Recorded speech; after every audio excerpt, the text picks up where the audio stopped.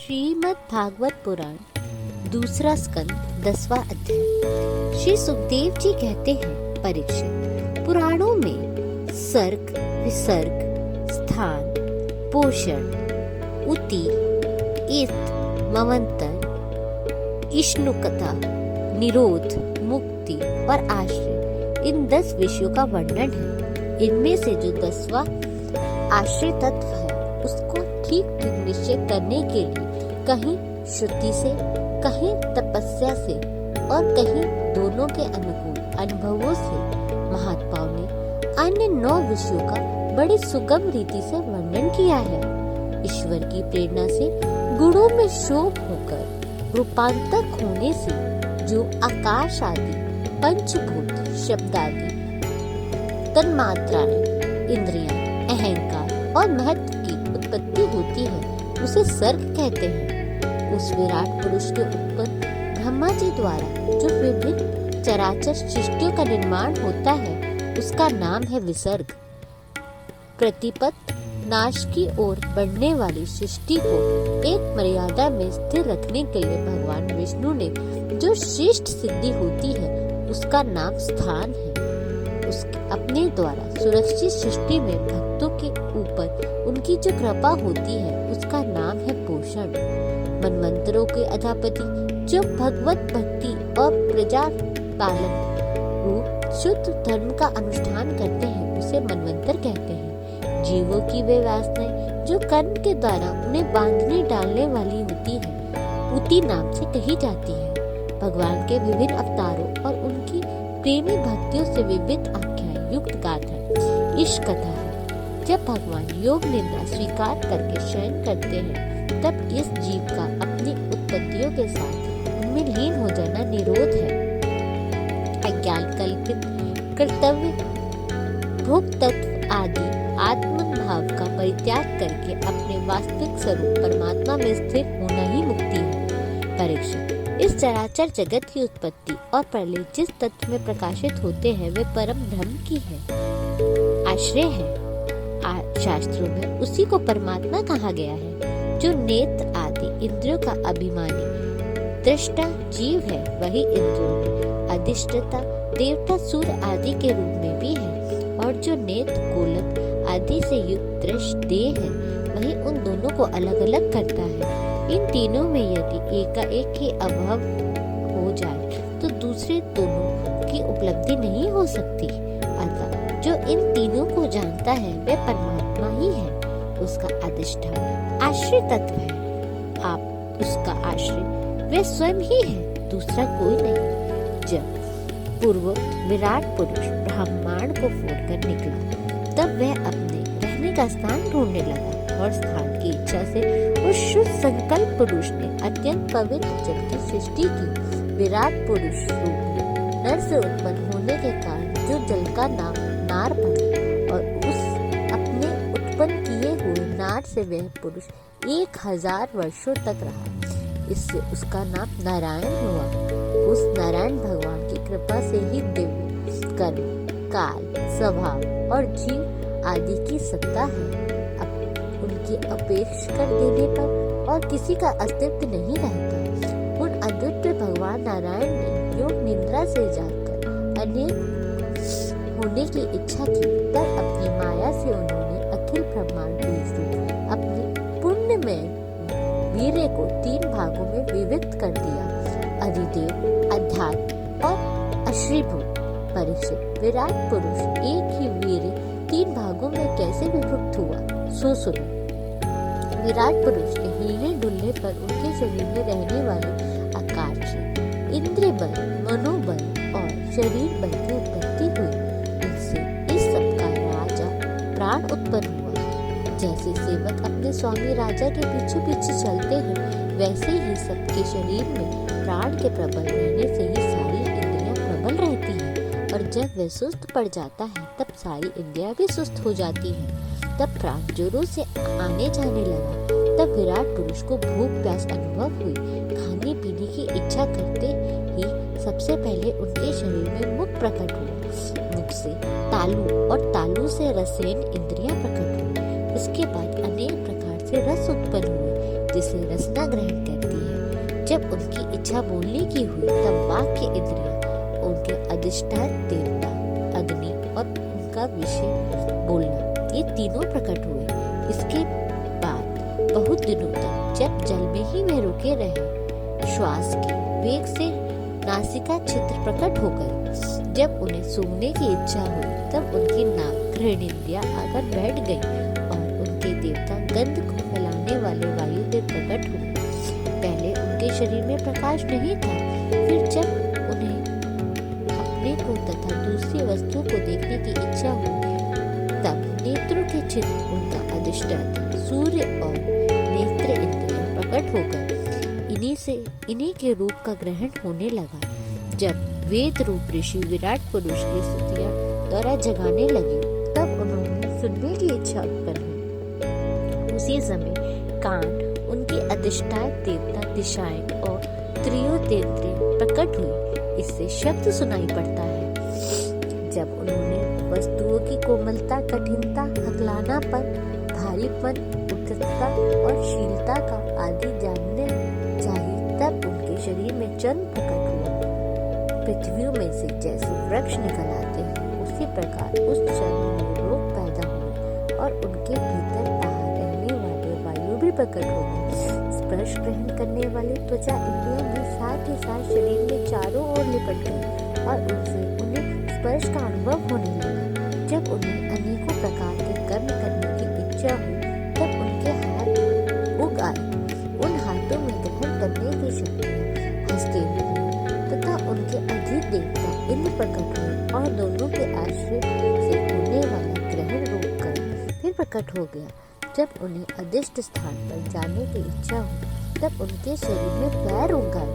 चरणों के साथ ही चरण इंद्रियों के घनिष्ठता रूप में महास्वयं यज्ञ पुरुष भगवान विष्णु स्थित हो गए और उन्हीं में चलना रूप कर प्रकट हो। मनुष्य इसी इंद्रियों से चलकर यज्ञ सामग्री एकत्रित करते हैं। सनातन प्रति और स्वर्ग भोगने की कामना होने पर विराट पुरुष के शरीर में लकड़ी की उत्पत्ति हुई। इसमें उपेंद्रिय और प्रजापति देवता तथा इन दोनों के आश्रय रहने वाले काम सुख का अभिभार हुआ। जब उन्हें मल त्यागने की इच्छा हुई तब बूदा द्वार प्रकट हुआ।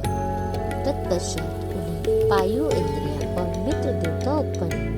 इन्हीं दोनों के द्वारा मल त्यागने की क्रिया संपन्न हुई। अपना मार्ग द्वारा एक शरीर से दूसरे शरीर में जाने की इच्छा होने पर नाभि द्वारा प्रकट हुआ। इससे अपान और मृत्यु देवता प्रकट हुए। इन दोनों के आश्रय से भी प्राण और अपान का विच्छोर यानी मृत्यु होती है। जब विराट पुरुष को अन्य जल ग्रहण करने की इच्छा हुई तब कोख आदि और नाड़ियां उत्पन्न हुई। साथ ही कुशी के देवता, समुद्र नाड़ियों के देवता, नदियां, तृष्टि और पुष्टि, ये दोनों उनके आश्रित विषय उत्पन्न हुए। जब उन्होंने अपनी माया पर विचार करना चाहा तब हृदय की उत्पत्ति हुई।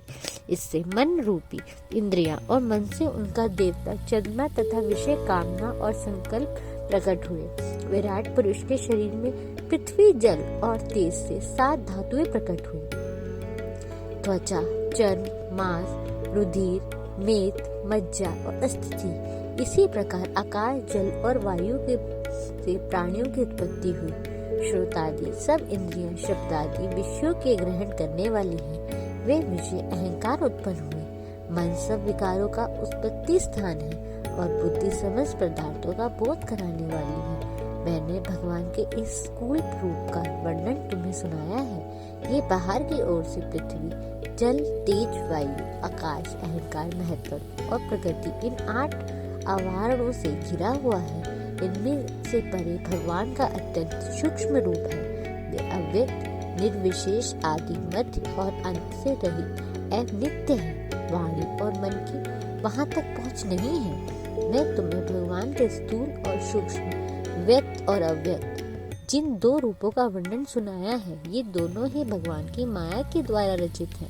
इसलिए विद्वान पुरुष इन दोनों को ही स्वीकार नहीं करते। वास्तव में भगवान निष्क्रिय हैं। अपनी शक्ति से वे सक्रिय बनते हैं। फिर तो ये ब्रह्म का यह विराट रूप धारण करके वाच्य और वाचक शब्द और उनके अर्थ के रूप में प्रकट होते हैं और अनेकों नाम, रूप तथा क्रिया स्वीकार करते हैं। परीक्षित, प्रजापति, मनु, देवता, ऋषि, पितर, सिद्ध, चारण, गंधर्व, विद्याधर, असुर, यक्ष, किन्नर, अप्सराएं, नाग, सर्प, किंपुरुष, उरग, मातृकाएं, राक्षस, पिशाच, प्रेत, भूत, विनायक, कुष्मुंडा, उन्माद, बेताल, यातुधान, ग्रह, पक्षी, मृग, पशु, वृक्ष, पर्वत, सरीसृप इत्यादि जितने भी संसार में नाम रूप हैं, सब भगवान ही हैं। संसार में चर और अचर भेदों से दो प्रकार के तथा जरायुज, अड़ंज, स्वदेज और दुरिज भेद से चार प्रकार के जितने भी जलचर, थलचर तथा आकाशचारी प्राणी हैं, सबके सब शुभ अशुभ और मिश्रित कर्मों से